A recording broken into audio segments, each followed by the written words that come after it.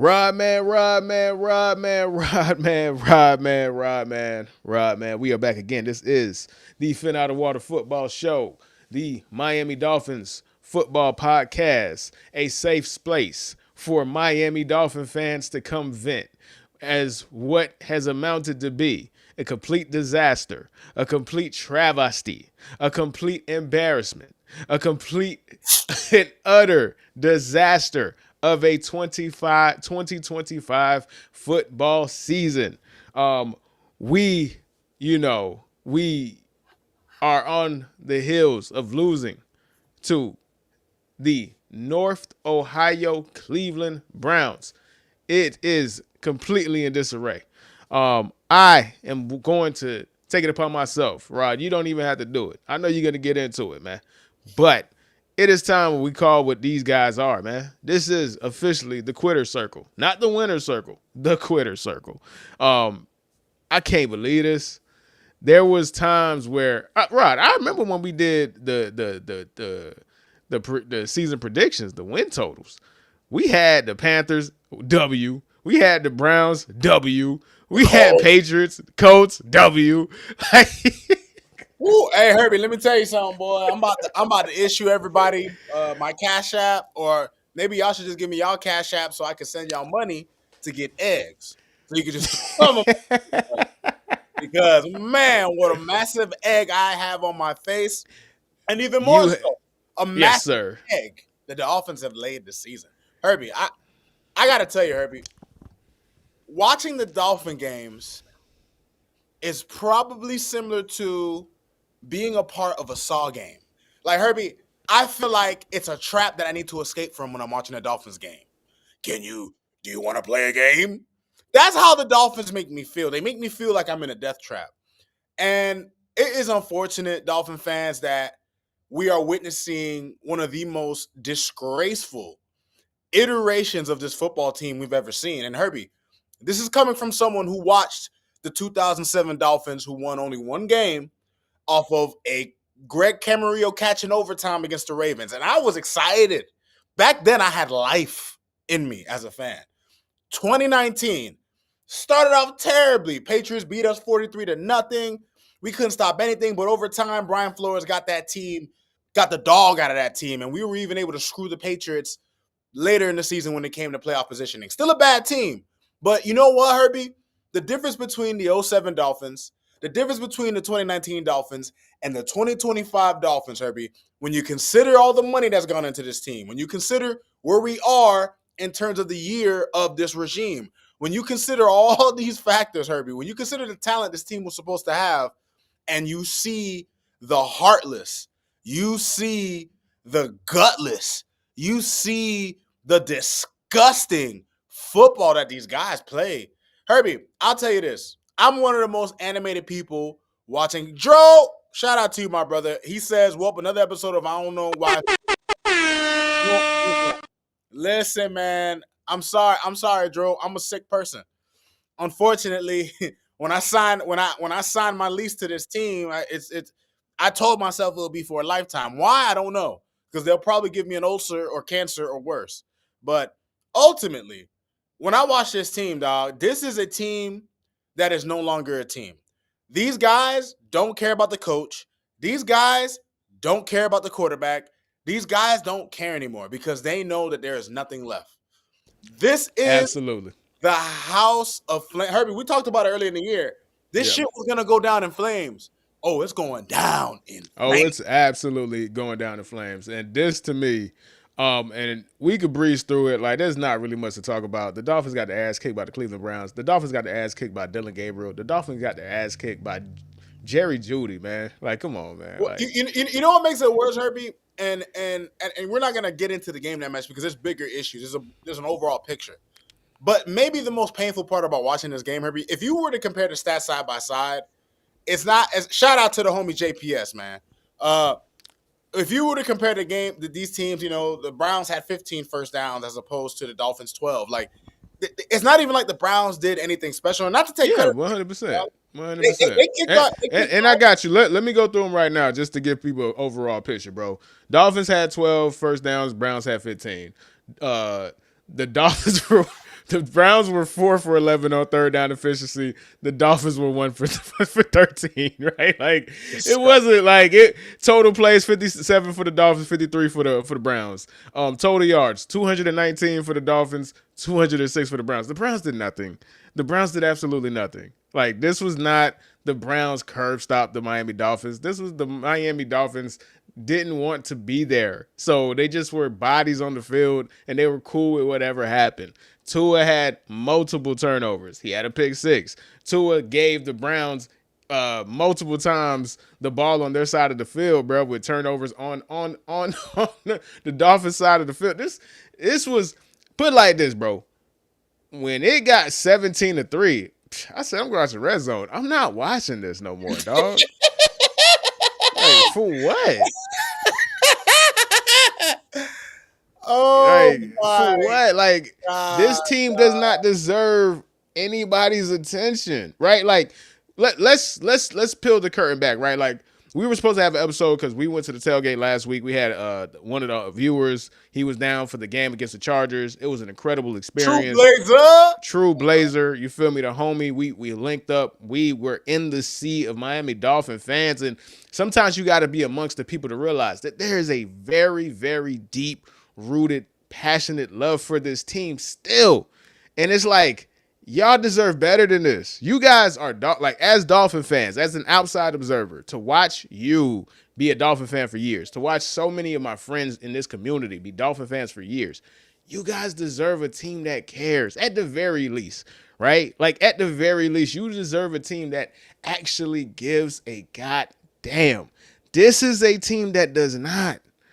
The thousands of people that we seen, that we mooched with and networked with and drank beers with and high-fived with heading into the game against the Chargers, y'all don't deserve those people. Y'all don't deserve the people that's paying $100 or something just to park in a goddamn or in stadium.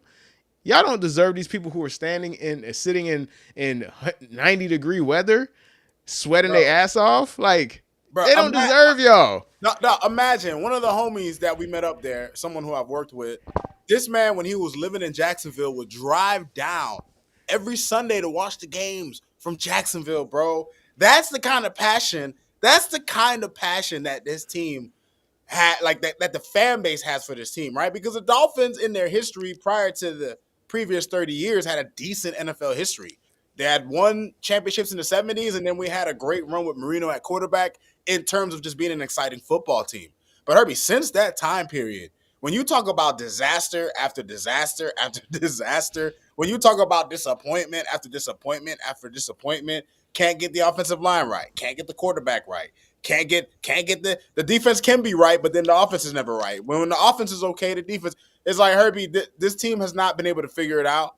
And I got to tell you, bro, I know Stephen Ross made an announcement that everybody was safe, or at least McDaniel was safe. Herbie, somebody got to be gone tomorrow. I don't care who it is. I don't care if it's the water boy, dog. I don't care if it's Weaver. I don't care if it's Frank Smith. I don't care if it's McDaniel and Greer. Herbie, it gets to a point to where you as an owner have to show that you give a shit at some point. Like you have to show that there are consequences for this. It can't just be, oh, things will get better and we're just waiting till the end of the season. Herbie, we got to get this ball rolling. Right? If you already know, Herbie, as an owner, that you're going to get rid of the coach, get rid of the GM, why not start now? Sure. Dude, don't give Chris Greer a chance to make any moves. The moves he's made have put us in this position. Right? So why not just burn it? This ship is sinking anyway.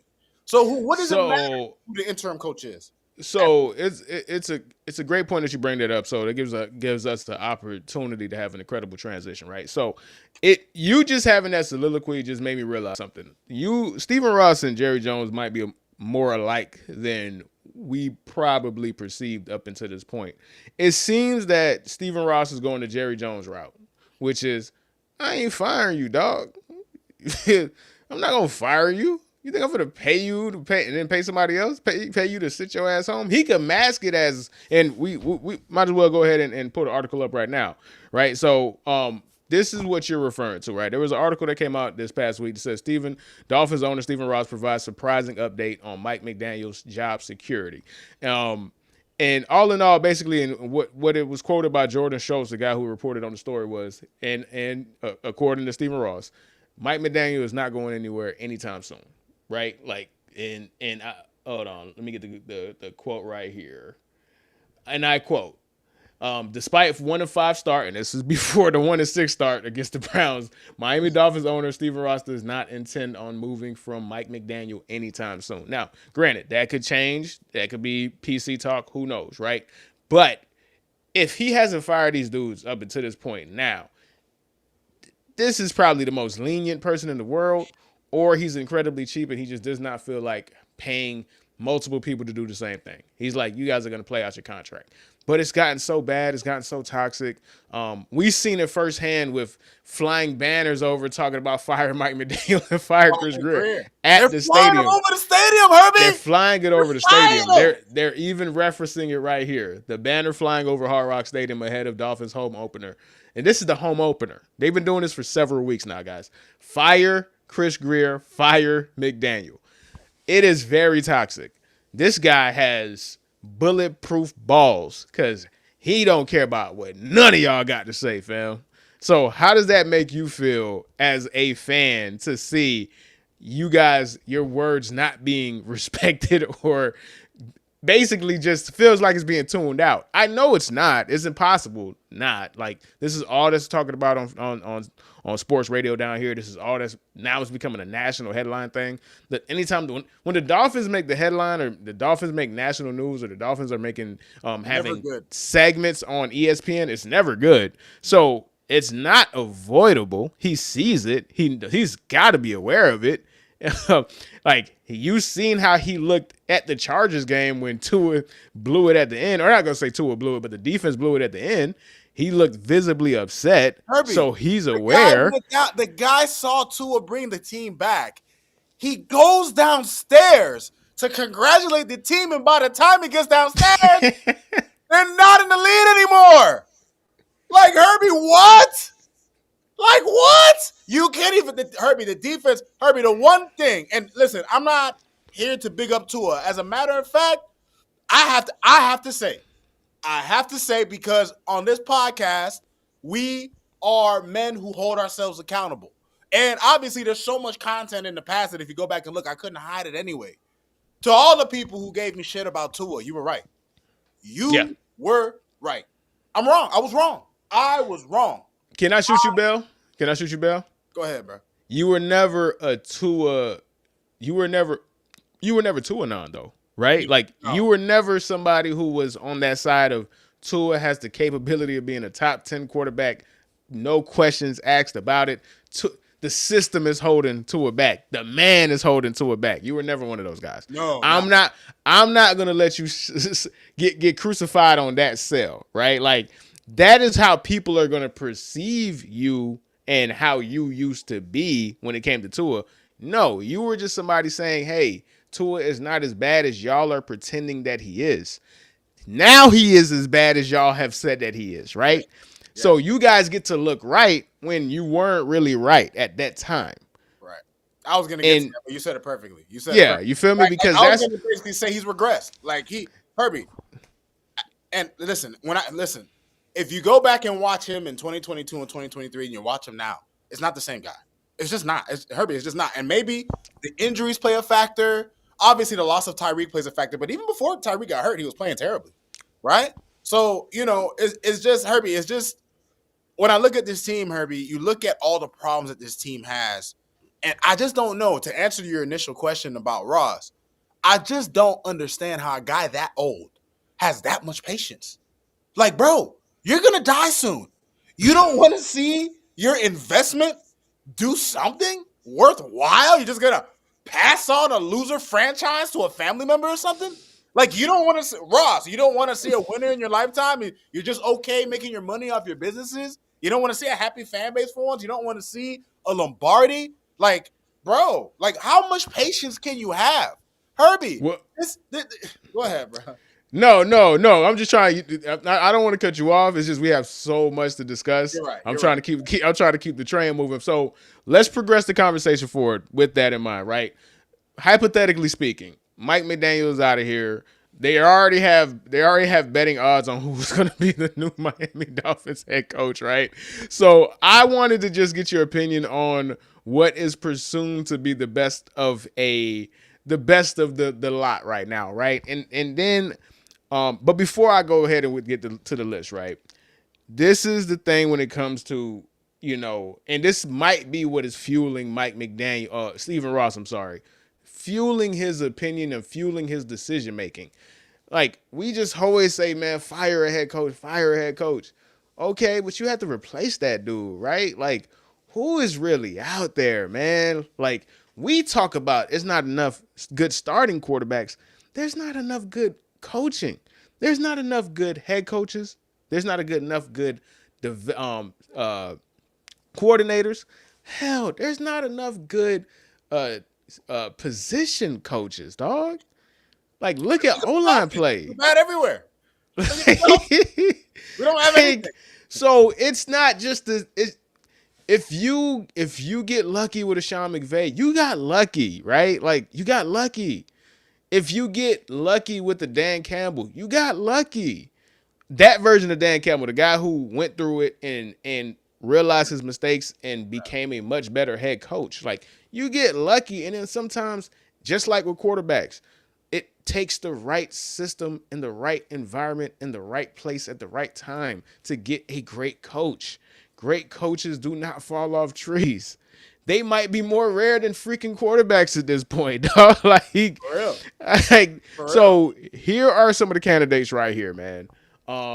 This is who they said are the best coaching candidates, and I'm not gonna lie to you, man. It ain't the best, brother. We just gonna skip right past this dude. That has to be a joke. We're not even gonna take that serious, bro. Right. Look at this. Already running back with Cliff Kingsbury. That's what we got. That's making Mike McDaniel 2.0 Jesse Minter, Chargers defensive coordinator. He's getting BTA right now by Shane Steichen right now. BTA. Yep. Like, BTA. Belt to ass, right?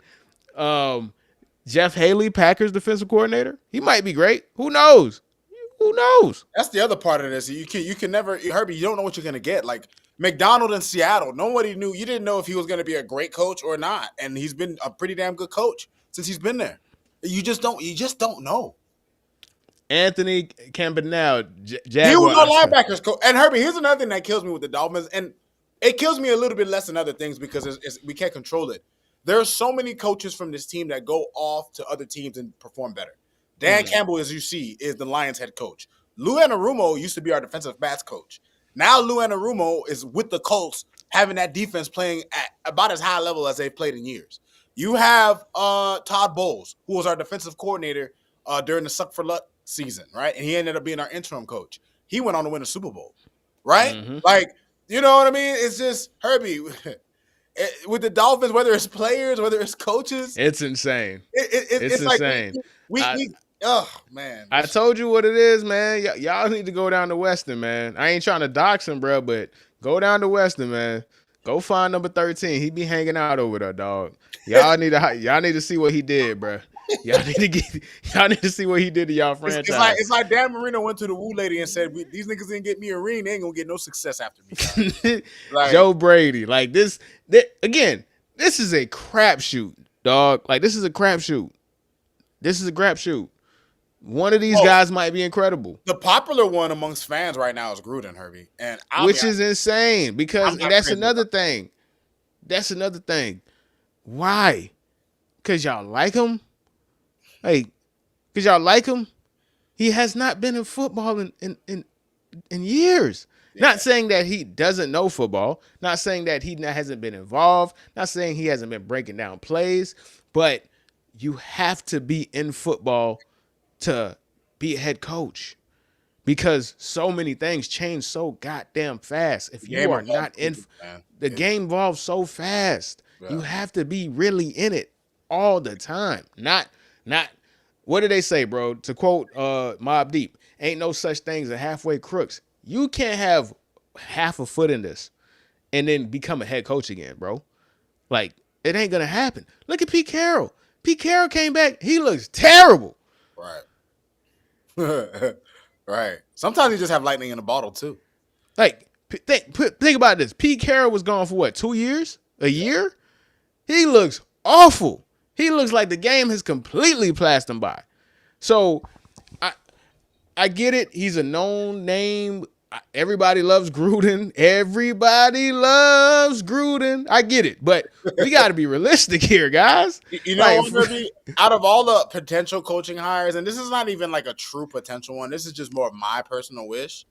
But if John Harbaugh, for whatever reason, with the Ravens, the Ravens decide to part ways with him, and he doesn't want to take a break, and he wants to coach football, I would be cool with John Harbaugh, just to give him another shot.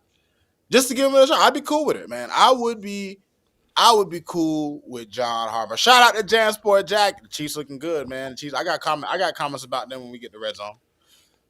It's so annoying, bro. Like, it's so annoying. They're already going back to the goddamn Super Bowl. I'm so tired of them, dog. I'm so tired of them, bro. All right. Any last things before we move off of these pitiful ass Dolphins? I mean, I get Herbie. What else can we say, man? Like at this point, this is a team that, and you know what, Herbie? The thing that's just the most painful about this team, Herbie, is that they're bad everywhere. Like it's to the point to where a rebuild is going to be a true rebuild because there is no unit. There's nothing we can hang our hat on. We have no offensive line.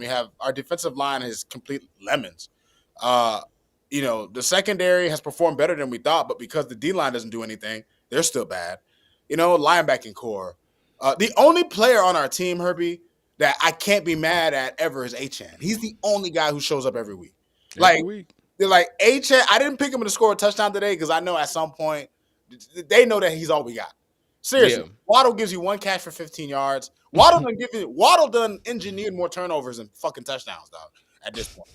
So it's just, Herbie, every facet of this team has failed from the coaching to the players. And as a fan, Herbie, I'm gonna be dead ass honest with y'all. I was gonna cop a paper bag at Publix, dog. I just forgot. I was gonna come in this bitch with a fucking paper bag with holes in my fucking eyes, dog. So y'all, you was about to pull a New Orleans Aints, man. I was about to be the Ain't Dolphins, nigga. The Ain't Dolphins. Oh man, that's so you already know. You know what we do when we close out our conversation with the Miami Dolphins, man. We go ahead and have funny tweets of the week, man. So these are week 7 edition of funny tweets, man. So here we go, dog. And right out the bat, man. Right out the bat, dog. Right out the bat, man. I love a good Dexter reference, man. Brian Flores. 2021. I'm sorry, you're right. 100% right about Tua turned the ball over. Oh, shit. That's a great one, dog. Tua turned the ball over. That's funny, bro. And, I'm always good for a worst possible QB picture, dog. Tua's decision making, Tua's arm strength, Tua's height, Tua's hand size, Tua's accuracy, Tua's athleticism. Man, they probably put that one. Yeah. And you know what, Herbie? He earned it, dog, at this point. Herbie, how you got back-to-back games 3 picks, bro? That's pretty nasty, man. That's nasty, dog. JFK of Tua Tagovailoa was the shooter, man. Come on, y'all. That's cold. Y'all don't gotta do this, man. Y'all don't gotta do this, man. Y'all don't gotta do this, man. Tua Tagovailoa and Geno Smith knowing they getting paid millions to be the worst QBs in football, man. Man, you want to talk about Lupin the Third, man? And fucking Moriarty all in one? Those two. And then I love when somebody he don't even got a joke, dog. He just saying something matter of fact, man. Tua embarrassed the NFL today, dog. There's no joke behind it, bro. And this was for you, man. From Joe Robbie. It's so much more entertaining to watch the Miami Dolphins play football when you're checked out emotionally, just laughing through the pain. You can't hurt me anymore. That's pretty much where everybody's getting numb to this, Herbie. And to your point, Jack, because Jack left a comment I want to respond to. Yeah, for sure. He said we're picking top 3 next year, so go and get another receiver and sign a veteran quarterback to run the offense. James Franklin can shift the culture down here. James Franklin cannot shift the culture. We're not doing that. No disrespect. You're not gonna tell me a dude that who got fired at Penn State is gonna come to shift the culture in Miami in the NFL, bro. We not gonna do that, man. We not. I'm gonna be honest with you, Jack. I don't know if anybody could change the culture. I want y'all to think about this before we move on from the Dolphins for good for the rest of this evening. The Dolphins have had Dan Marino at quarterback. They have had Jimmy Johnson and Don Shula as coaches. We have had people who should have been able to make a difference, and they have not. We even had Bill Parcells, right? Yeah. Herbie, some of the most greatest football architects ever have been a part of this team, and they were not able to really do much with us, bro. Like, it's just I think it's just an Indian burial ground thing at this point. And this is why I said just firing the coach and hiring the coach. Listen, it is going to take somebody truly special. That dude might not have been born yet, right? Like, that's a possibility. The guy that can actually change the Miami Dolphins is not even in somebody's embryo right now, dog. Like it is going to take a once in a generation type of coach to truly change this. It's going to take a Dan Campbell to make the Detroit Lions not a laughingstock. Like, you need that level of culture shifting momentum and force and aura. Those guys do not grow on trees, especially at the professional NFL level. Facts. It is going to take so much time to find that dude. And if you can't find that dude, then you're going to have to find a GM that is so good at building a roster that it doesn't matter how good your head coach is. So, good luck. Good luck. That's where we are. Good luck. Good luck, man. All right. Let's move on to the rest of the NFL, man. So week 7 recap. So for this week 7 recap, a couple of things that we wanted to discuss, man. So I wanted to go ahead and talk about Jalen Hurts versus his haters. And then I know me and you, Rob, we're going to go back and forth and just have a good chat about the second-year QBs, just showing that the 2024 QB class is looking to be something actually special. And then obviously just talk about the rest of the NFL that we paid attention to as the whole, man. So let me go ahead and start with Jalen Hurts versus the haters, man. Jalen Hurts is an enigma. Jalen Hurts is so hard. Jalen Hurts is so funny. He's just a funny dude, right? Like, and I don't mean him personality-wise. That dude has the personality of a fucking wood, a piece of wood. Like, but talking about Jalen Hurts is hilarious because every opinion is right. That's how I feel. Whatever you say about Jalen Hurts, you're right. Literally, whatever you say about Jalen Hurts, you're right, especially after today. So I hate watch the Eagles, dude. Everybody knows that. F the Eagles, F Eagles fans. I hate y'all. It's on site. Y'all could come up and we could throw hands and move furniture whenever you want. I proudly hate y'all. This podcast, by the way, you know, who come across, because I know we're going to clip this one out. He's a Cowboys fan. Just so Cowboys fan. You already know. It's up and it's stuck for life. So I came in looking to hate on Jalen Hurts, and I was pleasantly surprised that he balled out. He had the best game that he had all year. And that's why it's so hard to have a real concrete opinion on Jalen Hurts, because the way that he plays football, he makes that opinion move like a moving target. You can't step on it and you can't put a mousetrap on it. It's a moving target, dog. Like, leading up until this point, his teammates hated him. His wide receivers hated him. He was holding the team back. And then he's the reason why they won today, because he made play after play after play after play. Like, there was a possibility that the Vikings were going to come back. They needed a drive, and he got the drive to go up 21 to, I want to say, 16 at that point. And that ultimately won him the game, right? He made all the deep throws. He made all he spun out of the pocket. He avoided he got out of so many sacks. And you're just like, okay, there is the top 10 quarterback that his fans believe that he always is. The problem is he's not always that. Inconsistencies, man. And it's okay to acknowledge that. It's okay to acknowledge that this dude has more time in the pocket than anybody that I have ever seen. We talking Troy Aikman, 90s level time in the pocket, bruh. It's okay to say he has one of the best constructed rosters ever put together, and he was able to capitalize that and win a championship with it. That's the whole point of football, right? Really? It's okay to say that the team that he had last year is not as good, and they look worse because he can't actually carry things all the time. But then he can. And then he muddies the conversation again. It is just fascinating with Jalen Hurts. All in all is what I'm trying to say. Like, no matter what you feel about Jalen Hurts, if you think he's ass, you're right. If you think he's a top 5 quarterback, you're right. If you think if you think he's the driving force about the offense, you're right. If you think he's a passenger like KD with the Warriors, you're right. No matter what you say, you're right, dog. It is. I've never seen a player like that ever in my life watching football, dog. What do you have to say, Rod? The thing about Jalen Hurts, Herbie, is that what I've come to understand about him is that you look at him as like just a quarterback or a passer, right? And as a passer, he's super inconsistent, Herbie. Like throughout most of the season, he has not impressed. This man had a game where he didn't throw a single pass in the second half. Like he didn't complete a single pass in the second half of a game. They won the game. But that just goes to show you the level of talent the team around him that he has played with.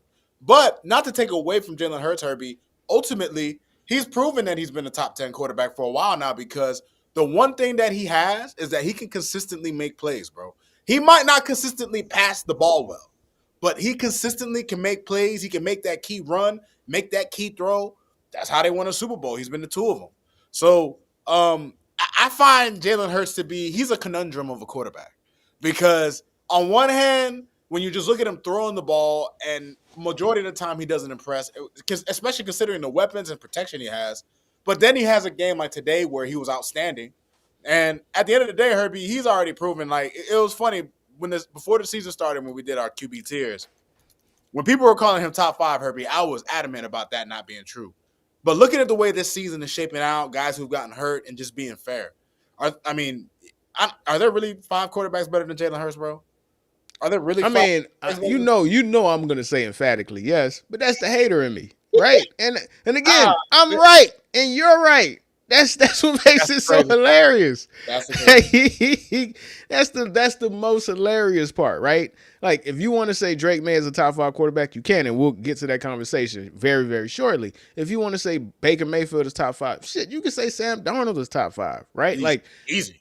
If that is the conversation that is being presented in top 5, then based off of just resume and the totality of what he's done up until this point and how many games this man has won before they lost to the Broncos, what it was 20 of 21, like yes, right? So it is just super, super annoying, bro. So let's go ahead and move on to the second year QBs because I just mentioned Drake May. So dude,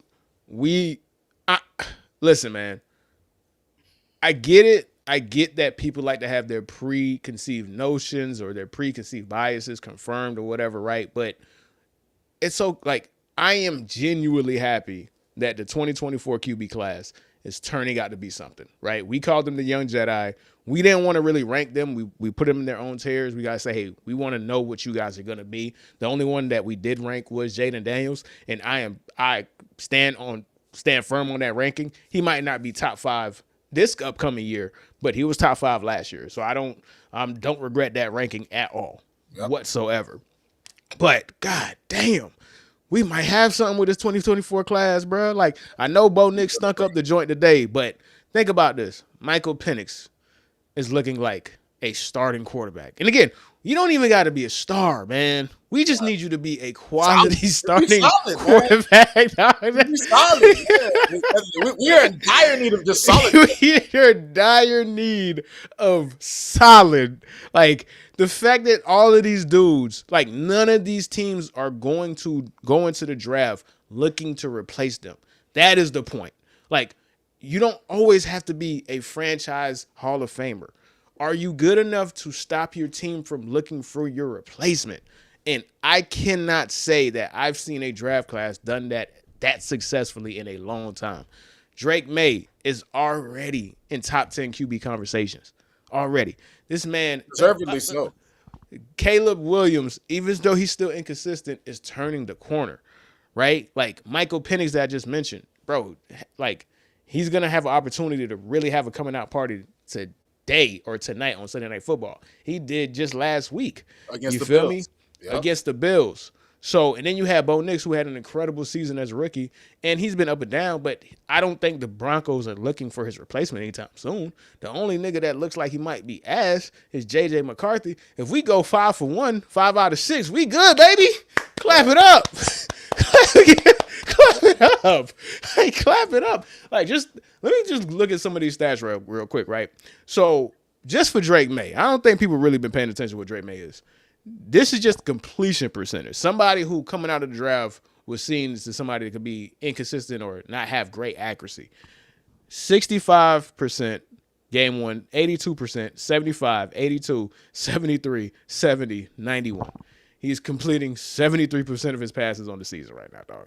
Averaging 8.5 yards per attempt. So it's not like he's dinking and dunking. He is throwing the ball. And he has down the field. He has 100 quarterback rating pretty much every game. Almost. Every game. At 6 straight games, he's had a passer rating over 100.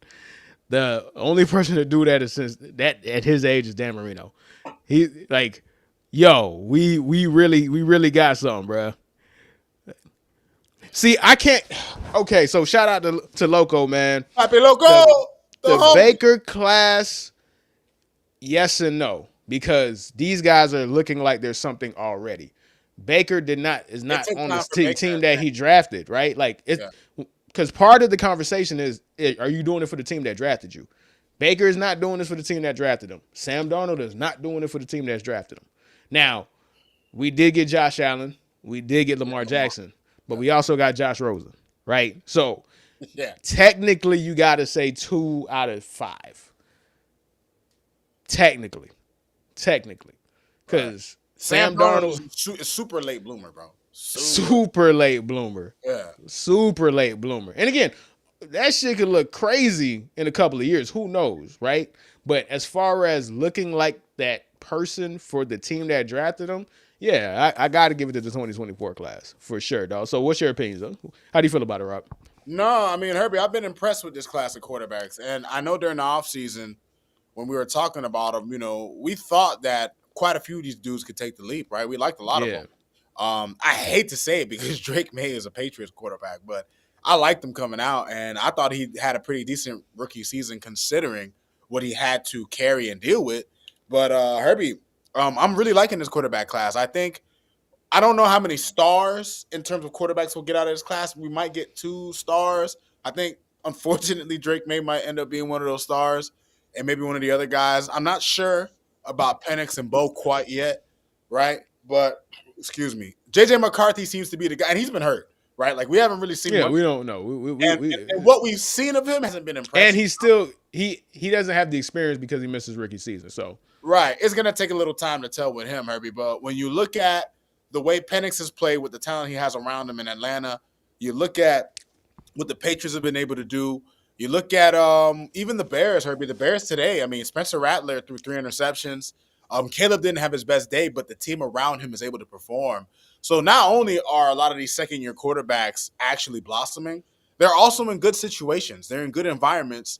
And I think that goes a long way in the NFL, right? Having the right coach in place, having good protection from your offensive line, having some skill position players that you could lean and rely on, and in some cases having a good defense like the Patriots and the Bears, right? Like ever since Christian Gonzalez got back, the Patriots have been 4-0, right? Yeah.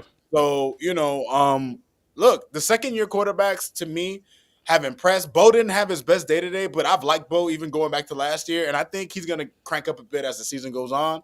But man, I tell you, Herbie, I thought the 2020 class was going to be something, but when looking at it now, Tua has completely fallen apart, whether that's injuries and whatnot, I don't know.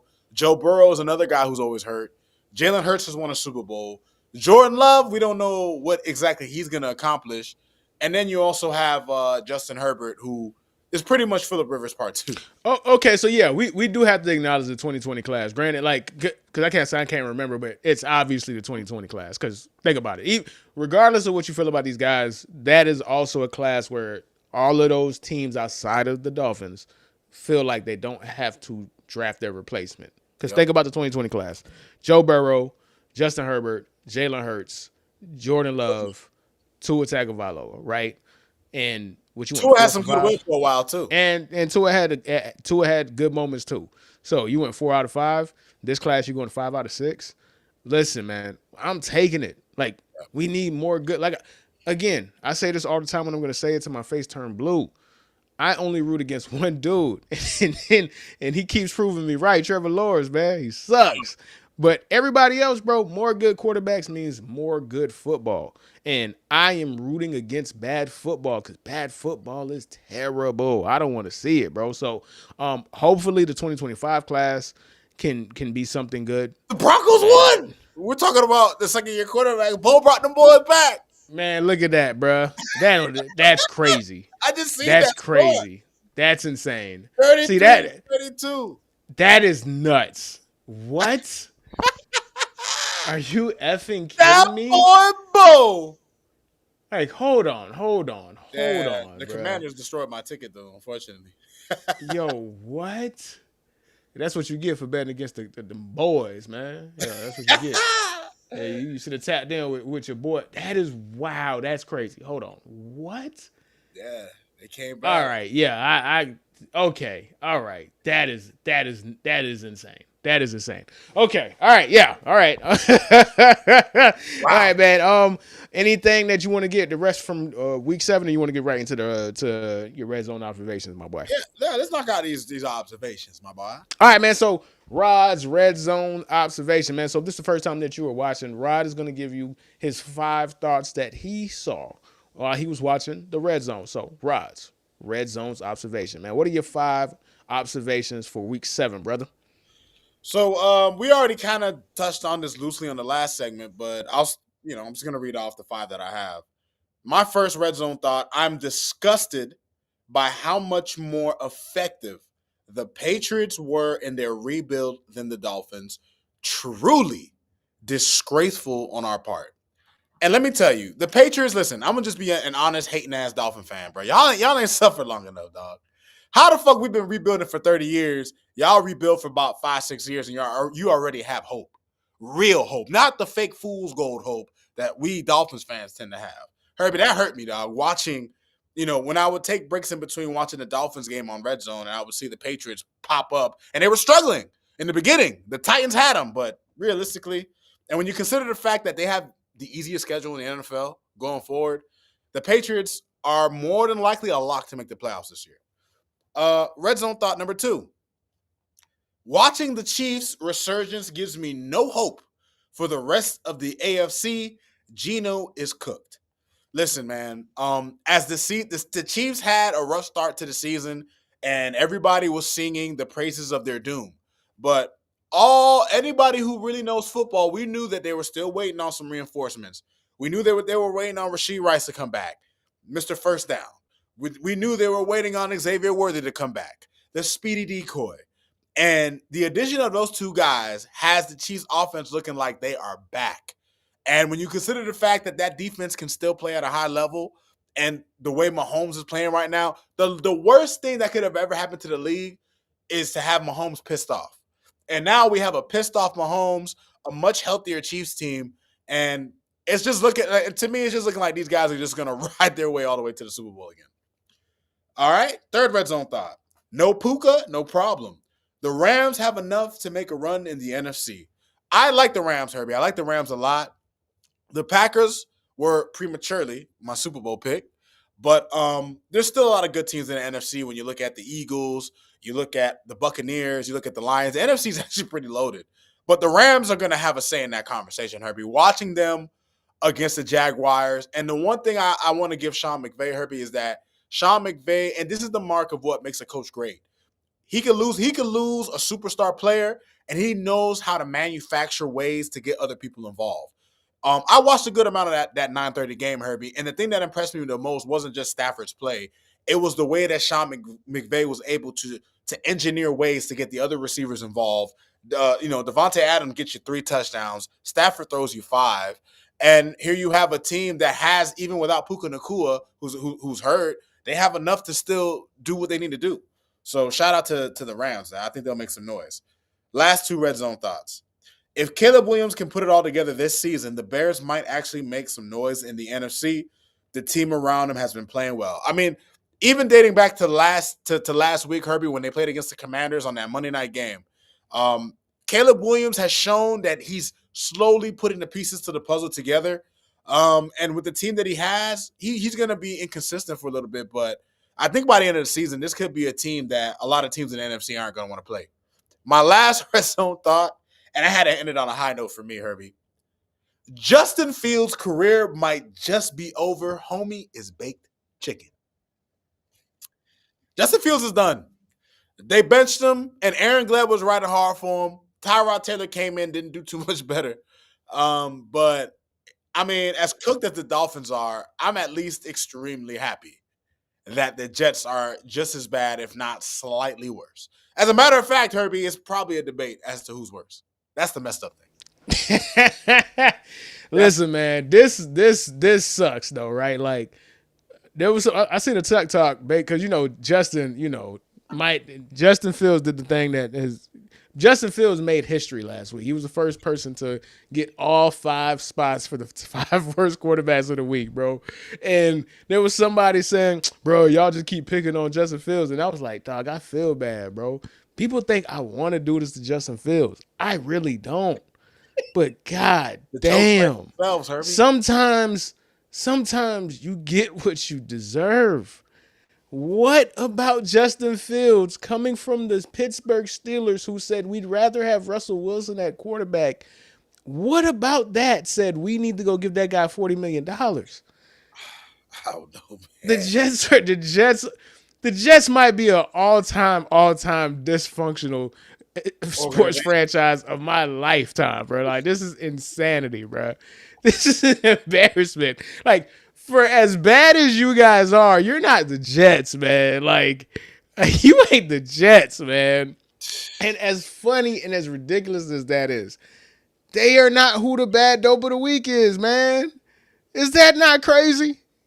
So let me get into the bad dope of the week, man. So for people who this is their first time covering bad dope of the week, man, bad dope of the week is the team, player, or person who had the worst performance of the week by far, man. And this week's winner of bad dope of the week, man, is obviously the Las Vegas Raiders. Right, let me give you some stats from the Raiders, bro. The Raiders had 3 first downs total. The Raiders had 0 rushing first downs. The Raiders were 0 for 7 on third down. The Raiders only had 30 plays the entire game. They had 95 total yards, 70 passing yards, and 20. They had 95 what? They had 95 total yards on offense for the whole game. Ooh. Disgusting. Oh, my God. And 8 penalties. Of course, they had a turnover. And let's just talk about our boy Geno Smith, man. Geno Smith went 10 for 16 for 76 yards passing, man. Did they bench him? Yeah, they benched him for Kenny Pickett, man. This is an all-time bad dope. That that's been stepped on, man. They got fentanyl in this, bro. They got Advil in this. They put Tylenol in the mix. You feel me? They crushed some Tylenol on this. They stepping on this dope, man. This is some bad dope. Bad dope of the week. Las Vegas Raiders, hands down. We might not see dope this bad for another decade, man. You feel me? Like, you feel me? Like, Pablo Escobar rolling in his grave because this shit so stepped on, man. This bad, man. This is a bad dope, man. But speaking of the Las Vegas Raiders, man, since, allegedly I'm a hater and allegedly, you feel me, I'm wishing on people's downfall and I don't know what I'm talking about and you feel me, I'm wrong and I'm just a dude with a mic. They need to stop handing out mics. Mics should not Don't be quit your made day job, available. buddy. Don't quit my day job. Let's talk about this Ashton Genty fella who all I said was I think he's a good running back. I just don't think he's special. I just want to know. Maybe I'm tripping. Maybe I'm wrong. But what is special about this?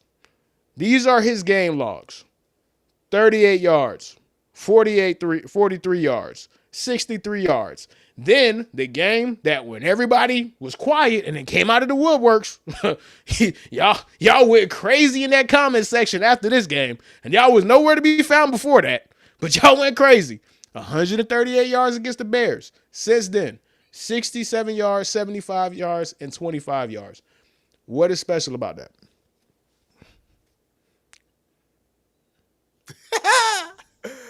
Oh, no, Herbie. It's the offensive line, of course.